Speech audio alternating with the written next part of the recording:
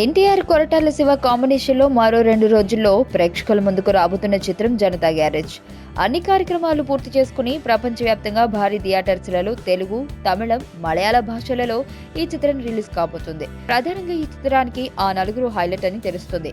ఇందుకే ఆ నలుగురు ఎవరంటే, మొదట ఎన్టీఆర్, టెంపర్, నాన్నకు ప్రేమతో వంటి వరుస హిట్స్ తో ఫుల్ జోష్ మీద ఉన్న ఎన్టీఆర్ ఈ చిత్రంలో సరికొత్తగా కనిపిస్తుండడం, అలాగే మిర్చి, శ్రీమంతుడు వంటి చిత్రాలతో తన సత్తా ఏంటో చూపించడమే కాదు, సోషల్ మెసేజ్ కథను కమర్షియల్ చిత్రంగా కూడా తీయొచ్చని తెలిపిన కొరటాల శివ. ఇక మూడో వ్యక్తి మోహన్ లాల్. చాలా కాలం తర్వాత మోహన్ లాల్ తెలుగు చిత్రంలో కనిపించడం, అలాగే సొంత డబ్బింగ్ చెప్పడం హైలైట్.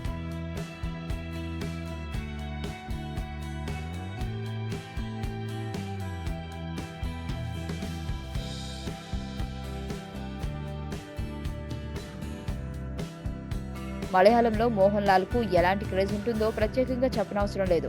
ఇప్పుడు జనతా గ్యారేజ్ లో మోహన్ లాల్ ప్రధాన పాత్రలో నటిస్తుండటంతో మలయాళంలో ఎన్టీఆర్ కు ప్లస్ కానుంది. ఇక చివరిగా దేవిశ్రీ.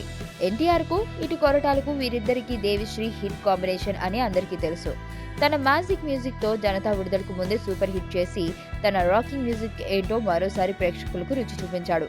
ఇలా మొత్తం ఈ నలుగురు సినిమాకు 4 పిల్లర్లుగా చెప్పవచ్చు.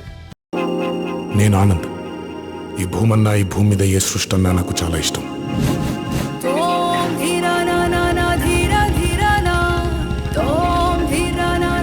చెట్లు, మొక్కలు, గాలి, నీరు, వాటిని కాపాడుకోవటమే నా పని కూడా. It's a joggers park.